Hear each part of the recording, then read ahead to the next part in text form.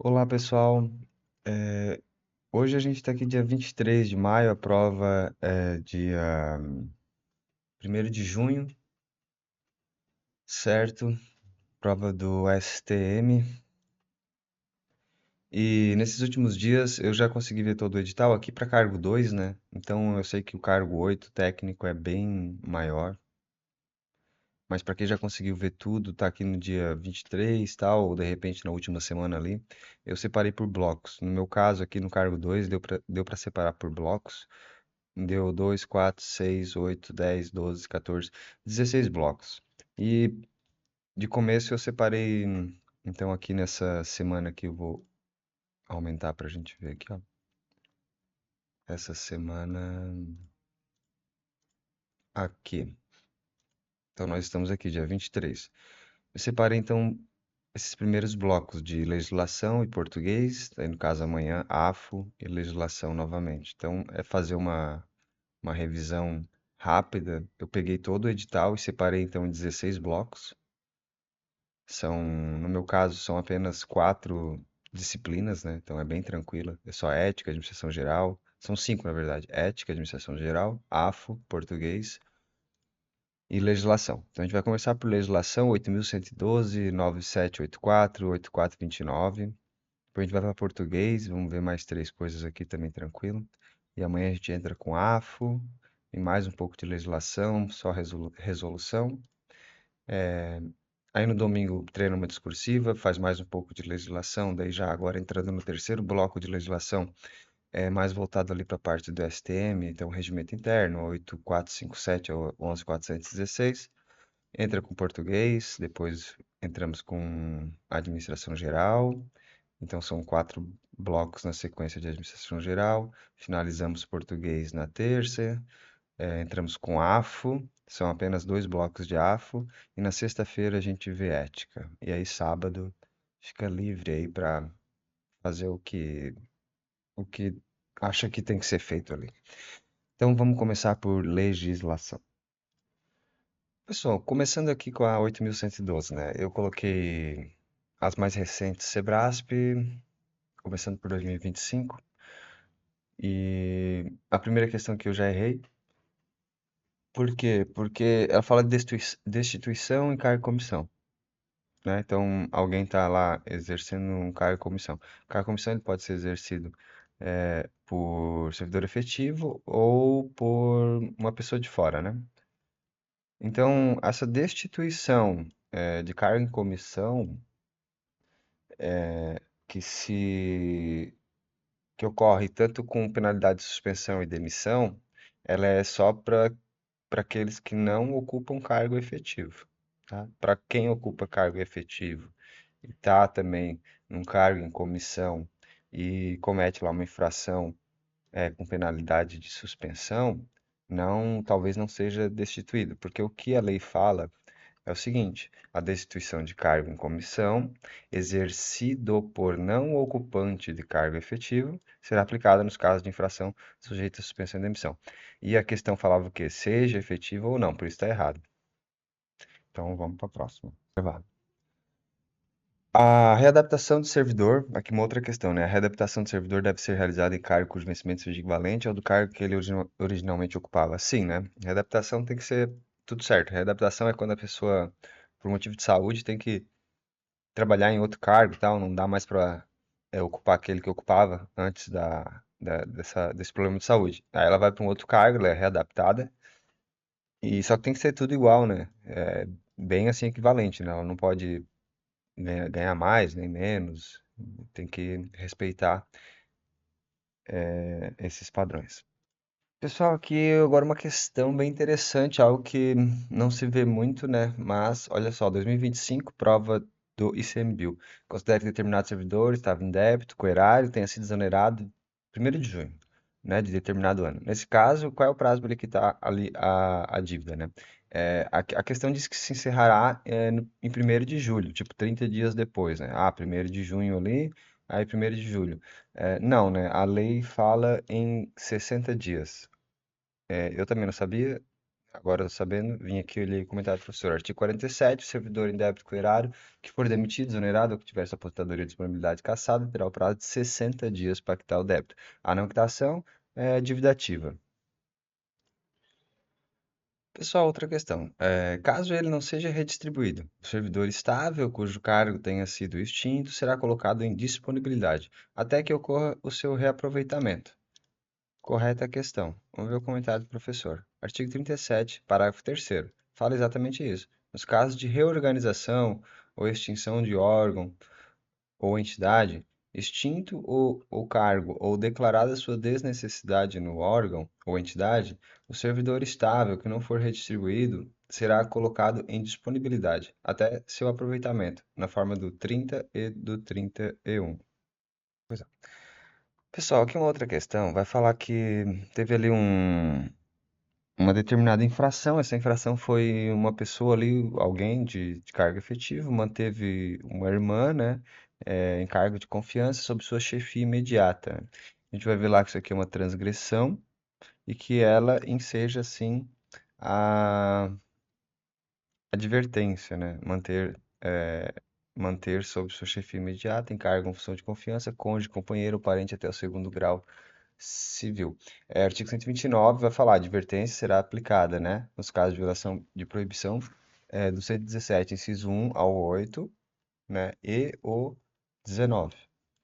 E de inobservância de dever profissional previsto em lei, regulamentação tal, que não justifique penalidade mais grave. Então, aqui sim cabe a advertência, tá certa a questão. E é interessante a gente não confundir, também aproveitando o gancho, né? O 17 com o 6. O 6 é cometer a pessoa estranha a repartição fora dos casos previstos em lei, o desempenho de atribuição que seja de sua responsabilidade. Né? É tu pegar o cara estranho ali e dar uma função de um servidor para ele, né? Alguém que não é da administração ali e tal. E tem o 17, que vai falar cometer a outro servidor atribuição estranha, exceto em situações de emergência histórica. Então aqui a gente tem a parte de exceção, lá no outro não tem exceção. E aqui é outro servidor e lá é qualquer pessoa. Aqui você pega um estranho, alguém que não é servidor e dá uma atribuição estranha para ele, e aqui você pega o servidor e dá uma atribuição estranha para ele. Cometer a outro servidor é mais grave do que cometer a um estranho, tá? Por quê? Porque o servidor, ele, quando você, por exemplo, eu sei que o fulano ali, ele é jardineiro, e daí eu digo para ele ser o motorista. Não, ele não é o motorista, ele é o jardineiro. Quando eu tiro ele do jardineiro para ser o motorista, eu fico sem o jardineiro. Por isso que aqui é suspensão. Já eu pegar o estranho é advertência. O... Por que que esse aqui enseja advertência menos grave do que esse aqui, suspensão? Por que que cometer a um estranho atribuições da repartição? Por que que é advertência? Porque daí eu não estou tirando, lá, no caso do jardineiro, motorista ali, se eu pegar um estranho, você motorista, porque eu estou sem motorista, eu não perco o jardineiro. Então, de certa forma, eu prejudico menos a administração do que quando eu pego o jardineiro. É a minha lógica de entender que o 17 é suspensão e o 6 é advertência. Pessoal, agora outra questão aqui tá tratando do mesmo caso lá do Caio. Na verdade, o Caio ele fez esse negócio ali de botar a irmã dele lá sob sua chefia, nananana, e daí o chefe da repartição deu uma advertência. A questão é que quer saber, daí o Caio disse que não pode, tal, que ele não era competente para dar advertência, o chefe da repartição. Aí diz ele, não é procedente a alegação de Caio, no que se refere à incompetência do chefe da repartição para aplicação de advertência. A gente vai ver que não é procedente mesmo. Por quê? Porque, sim, porque ele pode, né? Aí a gente tem que vir aqui no artigo 141, que vai falar as penalidades disciplinares serão aplicadas, né? Vai falar cada um aqui para quem que aplica, né? Então, assim, ó, o presidente da República, os presidentes do Legislativo, os tribunais, tananã, procurador-geral, quando se tratar de demissão, né? Cassação, aposentadoria ou disponibilidade de servidor vinculado ao respectivo poder órgão. Então, falou demissão, cassação, essa galera, né, mais forte aqui. Aí depois, as autoridades administrativas de hierarquia imediatamente inferior a essas que a gente acabou de falar, suspensão é superior a 30. Então, vamos botar aqui o 30, né? Suspensão mais de 30 dias, uma suspensão de 31, 40, suspensão de 100 dias, eu eu poderia fazer aqui, né, pelas autoridades administrativas que não sejam lá o presidente da República. Então, são os imediatamente abaixo aqui do inciso 1. Depois a gente tem o chefe da repartição, ele vai entrar em duas situações, na advertência e na suspensão de até 30 dias, porque além de 30 dias a gente entra nesse meio termo aqui. E quando a gente estiver falando de destituição de cargo e comissão, aí é a autoridade que fez a nomeação. Nomeou lá para o cargo em comissão, é a mesma pessoa que fez essa nomeação é a que faz a destituição. Aí tem essa tabelinha aqui, que é só para a gente poder ver melhor, né? Então, demissão os nomes mais fortes ali, daí depois eles também entram aqui na parte de cassação de aposentadoria, disponibilidade. Aí depois a gente tem o meio termo, suspensão superior a 30 dias, né? Então, a autoridade imediatamente inferior àquelas faladas ali. Depois a gente tem suspensão e advertência ao chefe da repartição, e a destituição de cargo e comissão é quem nomeou. Outra questão, então. A posse de determinado agente em cargo público depende, em regra, de prévia inspeção médica oficial. No entanto, a critério da administração pública, essa inspeção pode ser dispensada. Errada, né? Aqui no artigo 14 fala, a posse em cargo público dependerá de prévia inspeção médica oficial. Parágrafo único, só poderá ser empossado aquele que for julgado apto física e mentalmente para o exercício do cargo. Pessoal, mais uma questão. A posse somente é possível nos casos de provimento de cargo por nomeação. Essa questão eu errei, não lembrava, mas está bem expresso aqui na lei. Parágrafo 4º do artigo 13. Só haverá posse nos casos de provimento de cargo por nomeação. Então, o artigo 13 vai falar: a posse dar-se-á pela assinatura do respectivo termo, no qual deverão constar as atribuições, tarará, que não poderão ser alteradas unilateralmente por qualquer das partes, ressalvados os atos de ofício previstos em lei. A posse ocorrerá no prazo de 30 dias, contados da publicação do ato de provimento, se tratando de servidor que esteja em licença ou afastado. O prazo será contado do término do impedimento. A posse poderá, né? Poderá, então, aqui é interessante a gente saber que existe a possibilidade de tomar posse por procuração específica. E no parágrafo 4º fala que só haverá posse nos casos de provimento de cargo por nomeação. No ato de posse, o servidor apresentará a declaração de bens e será tornado sem efeito o ato de provimento se a posse não ocorrer no prazo previsto. E depois a gente já vai pro artigo 14, que vai falar da inspeção médica. Mas para essa questão, então a gente fica sabendo que sim, a posse somente é possível nos casos de provimento de cargo por nomeação. Pessoal, mais uma questãozinha aqui que eu errei de novo. No âmbito do processo disciplinar, as reuniões e audiências das comissões constituídas para apuração de fato que possa constituir fato funcional devem ser públicas e de livre acesso a qualquer cidadão. É errada. Por quê? Porque lá na lei fala assim, ó, a comissão exercerá suas atividades com independência, imparcialidade, assegurado o sigilo necessário à elucidação do fato ou o exigido pelo interesse da administração.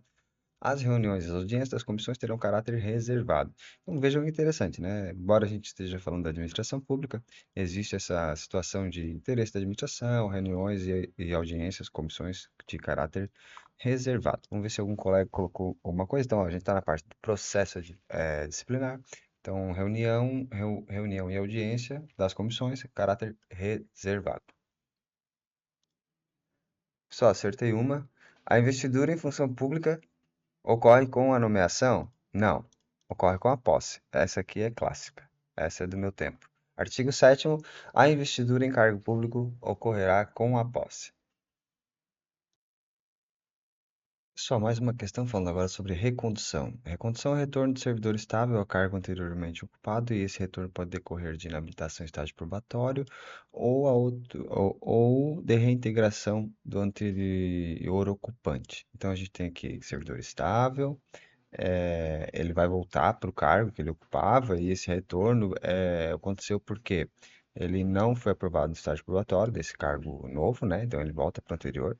Ou alguém, né, sofreu uma reintegração, voltou para esse cargo e não pode ficar dois, ele, né, é reconduzido. Então tá certa a questão. ah, Artigo 29, recondução, servidor estável, taranã, decorre de inabilitação em estágio probatório, reintegração do outro cara, lá, o outro servidor que voltou, né? Voltou de forma é, classificada como reintegração, né? Então, um foi reintegrado, aquele que estava no cargo é reconduzido. Ou, se eu não me engano, até posto em disponibilidade, caso esse outro cargo que ele ocupava anteriormente tivesse sido extinto. Pessoal, agora aqui indo para a PAF, 9784, fala sobre a aplicação da lei, né? Então, eu peguei 2025 aqui em ordem decrescente, Sebrasp, acho que SMBio de novo. Por ser pessoa jurídica de direito público integrada à administração pública indireta, referida à autarquia federal, sujeita às disposições legais que regulam o processo administrativo no âmbito da administração pública. Certíssimo. Se a gente for ver aqui, artigo primeiro já fala, né, que no âmbito da administração federal direta e indireta, aplicam-se também aos órgãos do Poder Legislativo e Judiciário quando depende de sua função administrativa. Outro tópico também aqui na 9784, a lei prevê expressamente prioridade na tramitação dos procedimentos administrativos quando figurar como parte pessoa com idade igual ou superior a 60 anos, a exemplo de Lucas aqui no caso. Então está certa a alternativa. Terão prioridade na tramitação, é, pessoa com idade igual ou superior a 60 anos, pessoa portadora de deficiência físico-mental, pessoa portadora de tuberculose e tal, e outras doenças aí, mesmo que a doença tenha sido contraída após o início do processo. Mais uma questão aqui agora sobre o recurso. Eu errei essa questão. Ela fala que o recurso ele deverá ser dirigido à autoridade superior a que tenha praticado, deveria ter praticado o ato. É errado, na verdade, não é certo. Eu coloquei que estava certo, mas é errado. Porque fala assim, ó, das decisões administrativas cabe recurso em face das razões de legalidade, de mérito. O recurso será dirigido à autoridade que proferiu a decisão. Então não é ao superior. Primeiro você já recursa ali mesmo com a própria pessoa que proferiu a decisão. E se ele não reconsiderar no prazo de 5 dias, daí encaminha a autoridade superior. Só que tem uma questão relativamente simples. Fala que uma pessoa que sofreu ali teve uma decisão que impactou em determinados direitos aqui do Caio, né? E daí ele fala que o tomador da decisão, ele falou ali dos fatos, mas não, ele falou os pressupostos dos fatos, mas não dos de direito, né? Então, tem que ser os dois, tem que ser fato e direito. Até tem um colega aqui que, acho que é o próprio professor. Não, tem alguém aqui que fala, né? Indicar o que foi feito, fatos, né? E o direito é dizer que norma que infringiu, né? Então você tem que falar os dois, o fato e os pressupostos de fato e pressupostos de direito. Pessoal, essa parte aqui é bem recente, né? 2021, então vai falar de decisão coordenada e tal. É uma parte importante de ser lida lá do PAF. Então não se aplica a decisão coordenada aos processos administrativos de licitação, poder sancionador e quando envolve autoridades de poderes distintos. O que essa questão fala? A questão fala assim: a decisão coordenada não é aplicável aos processos administrativos de licitação nem aqueles relacionados ao poder sancionador. É isso aí mesmo, conforme a gente viu lá. Pessoal, só aproveitando, falando da decisão coordenada. No âmbito da administração pública federal, as decisões administrativas que exigem a participação de três ou mais setores. Então, já começa por aqui. Três ou mais setores, órgãos ou entidades poderão ser tomados mediante decisão coordenada, sempre que, então tem que ter três ou mais, for justificável pela relevância da matéria, houver discordância que prejudique a celeridade do processo administrativo decisório. Considera-se decisão coordenada em instância de natureza interinstitucional ou intersetorial que atua de forma compartilhada com a finalidade de simplificar o processo administrativo, mediante participação concomitante de todas as autoridades e agentes decisórios, os responsáveis pela instrução técnico-jurídica, observada a natureza do objeto e a compatibilidade do procedimento e sua formalização. Então, essa decisão coordenada é uma decisão que envolve várias pessoas, com o objetivo de facilitar, de tornar melhor a decisão. A decisão coordenada não exclui a responsabilidade originária de cada órgão, a decisão coordenada observará os princípios de legalidade, não se aplica a decisão coordenada aos processos. Foi o que a gente viu ali na questão anterior. Aqui pode ter ouvinte os interessados, no artigo 9º, participação na reunião que poderá incluir direito à voz será deferida por decisão irrecorrível da autoridade responsável pela convocação, decisão coordenada. Então, assim, tem várias coisas aqui sobre decisão coordenada, é um tópico novo, você vê que tudo em 2021, então é bom dar uma lida com atenção. Pessoal, outra questão, os atos administrativos com defeitos sanáveis podem ser convalidados? Podem, pela própria administração pública? Sim, mesmo que tal medida acarrete prejuízo de terceiros? Não. Não pode ter prejuízo a terceiros. Artigo 55, 9784. Em decisão na qual se evidencie não acarretar em lesão ao interesse público nem prejuízo de terceiros, atos que apresentem defeitos sanáveis poderão ser convalidados pela própria administração. O professor aqui traz um detalhe.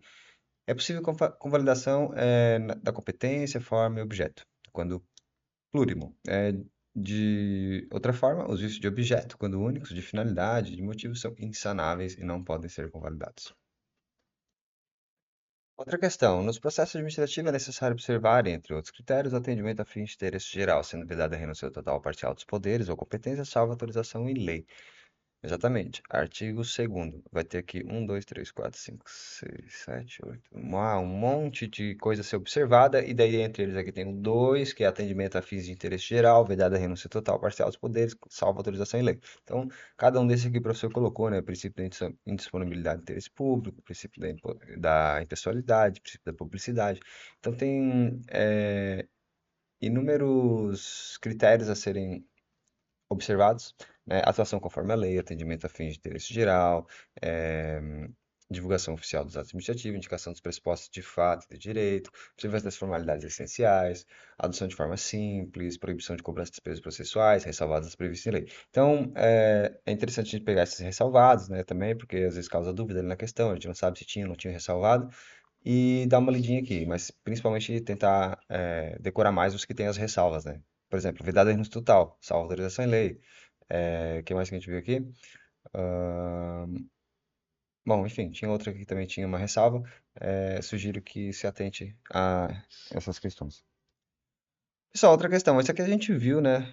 E agora já fica mais tranquilo para resolver. No âmbito da administração pública federal, as decisões administrativas que exigem participação de três ou mais setores, órgãos, entidades poderão ser tomadas mediante decisão coordenada, sempre que for justificável pela relevância da matéria, e que houver discordância, prejudique a celeridade do processo. Tananana. Beleza, é isso aqui mesmo, e daí tem a exceção lá, né? Tem três coisas que a gente não pode falar. Licitação, ah, não pode envolver poderes, autoridades de poderes distintos e poder sancionador. Essas três coisas não pode. Aí tá, se não for dessas três, só tem que ver aqui o três ou mais setores, órgãos ou entidades. Outra questão aqui, pessoal. O prazo decadencial para a administração pública anular os atos administrativos de que decorram efeitos favoráveis para os destinatários, nos casos de efeitos patrimoniais contínuos, conta-se a partir da percepção do primeiro pagamento. Sim, tá certo. Mas eu só sei disso agora. Antes eu errei. O que que significa isso aqui? Tem que saber. Efeitos patrimoniais contínuos. Você está recebendo ali um pagamento errado durante vários meses, né? Então, o prazo para que a administração pública possa anular isso, corrigir esse erro, conta a partir do primeiro pagamento que você teve errado, né? Então, se você recebeu ali 36 pagamentos errados ao longo de 3 anos, a administração pública, ela descobriu isso nesse 36º mês. Ela já perdeu 3 anos aí de prazo para poder corrigir isso, só sobra dois, porque começou a contar o prazo a partir do primeiro pagamento. Ah, isso está na lei também. Aqui, ó, artigo 54, parágrafo 1º, no caso de efeitos patrimoniais contínuos, o prazo decadencial contar-se-á da percepção do primeiro pagamento. Vejam que isso assim, se for analisar de certa forma, é bom para quem teve, né, o pagamento errado, né? E é ruim para quem pagou errado. Quem pagou errado tem que se atentar rapidamente, porque senão vai sobrar menos tempo para poder cobrar os pagamentos errados. Já para quem recebeu errado, já fica mais tranquilo que sabe que ela só tem 2 anos para poder corrigir. Ó, pessoal, mais uma aqui que eu errei e super importantes. São tudo questão 2025, Sebrasp, então vamos ficar atento. Olha só, finalizada a fase instrutória do processo, aquela parte que vai juntando tudo que precisa, o órgão de instrução, que não for competente para emitir uma decisão final, ele tem que encaminhar isso para uma autoridade competente, né, para dar essa decisão. Para tanto, sem formular juízo acerca de sua causa. Eu achei que sim, né, que você encaminharia lá para a autoridade judicante, vamos dizer assim, livre de um parecer, né, de um juízo, né? Mas não, na verdade você já faz ali uma proposta de decisão, né? Já diz, ó, vendo tudo isso que eu juntei aqui, eu percebo que não há infração ou que há infração, né? Então já vai com uma proposta de julgamento. Olha só, o órgão de instrução que não for competente, para emitir a decisão final, elaborará o relatório indicando o pedido inicial, o conteúdo das fases, né? E formular. Então, ele indica o pedido inicial. Ah, né? Tô querendo aqui. Eu verifiquei determinada infração, eu quero que investigue isso. É o conteúdo das fases, então, tudo que tem dentro de cada fase. E formulará a proposta de decisão. objetivamente justificado, encaminhando o processo. Então, uma proposta de decisão objetivamente justificada e você encaminha então tudo isso para a autoridade lá, e a autoridade vai dar uma olhada em tudo, vai ver o que que o órgão de instrução propôs aqui para uma decisão e vai ver se segue a proposta aqui do órgão ou se de repente muda, né? Às vezes aqui o órgão pode dizer, eu acho que é culpado, e a autoridade aqui, judicante, olha e diz, não, acho que não, acho que ou refaz, ou então, fica algo nesse sentido. Então, o importante aqui é que o órgão de instrução, ele já faz uma proposta de decisão. Veja onde que a banca foi pegar, eu acho até que é uma coisa bem importante, né, a gente saber que o órgão de instrução, ele já faz também ali sua proposta de decisão. Acertei Ah, uma, pessoal. Acertei aqui, ó. O processo administrativo sancionatório poderá ser revisto a qualquer tempo por iniciativa da própria administração pública, quando surgirem circunstâncias relevantes que justifiquem a inadequação da sanção aplicada, não podendo essa revisão, contudo, resultar em agravamento da penalidade. Então é isso aí, o processo sancionatório ele pode ser revisto a qualquer tempo pela própria administração, quando surgirem circunstâncias relevantes que justifiquem a inadequação da sanção aplicada. Essa revisão não pode resultar em agravamento da penalidade, tá? É isso que diz o quê? O artigo 65, né, da revisão não poderá resultar agravamento da sanção. Tem uma outra coisa aqui que contrasta com revisão e que pode resultar no agravamento da sanção. Não estou lembrado o que que é agora, mas a gente vai gravar na cabeça. Revisão não resulta agravamento da sanção. Então a gente pode ter essa revisão quando? Quando surgirem fatos novos e circunstâncias relevantes que se relacionem com a sanção, né? Tipo, foi inadequada a sanção, então você pode rever o processo desde que tenham fatos novos e tal, e você não pode agravar a pena. Não pode se aproveitar disso para agravar a pena para o servidor. Mais uma, pessoal, caso alguém aqui, no caso a ANM, reveja o seu entendimento sobre a aplicação de determinada lei. Então aqui a gente está fazendo né, revendo um ato, uma coisa que já aconteceu, né? Então essa nova interpretação pode retroagir e ser aplicada a processos administrativos pretéritos. Pode, a fim de resguardar a uniformidade das decisões da agência e a isonomia do tratamento. Não, na verdade, não pode, pessoal. Não pode. Olha só o que diz aqui, ali, ó. A interpretação de norma administrativa da forma que melhor garanta o atendimento do fim do público a que se dirige, vedada a aplicação retroativa de nova interpretação. Então, nos processos administrativos serão observados, entre outros critérios, a gente viu isso em outra questão também, né? São vários incisos, então um deles é interpretação da norma administrativa da forma que melhor garanta o atendimento do fim público a que se dirige. Então, você tem lá uma norma e tal, de repente você faz uma reinterpretação, né? De uma mesma norma, só que de uma forma que garanta o atendimento do fim público, né? Melhore, né? Beleza, pode fazer isso? Pode. Você pode ter reinterpretações, mas você não pode aplicar essa nova interpretação de forma retroativa, só para os casos novos. Pessoal, essa questão eu errei também. É o princípio do informalismo e eu achei que era formalismo, então na verdade é informalismo. Não depende de uma forma pré-estabelecida. Atenção nisso. Princípio da informalidade para o PAF. Na minha cabeça, PAF, PA, tudo formalzinho, mas não. O informalismo não depende de forma pré-estabelecida, com exceção se houver ali a lei, né, expressamente exigir, tá? Então é o princípio do formalismo.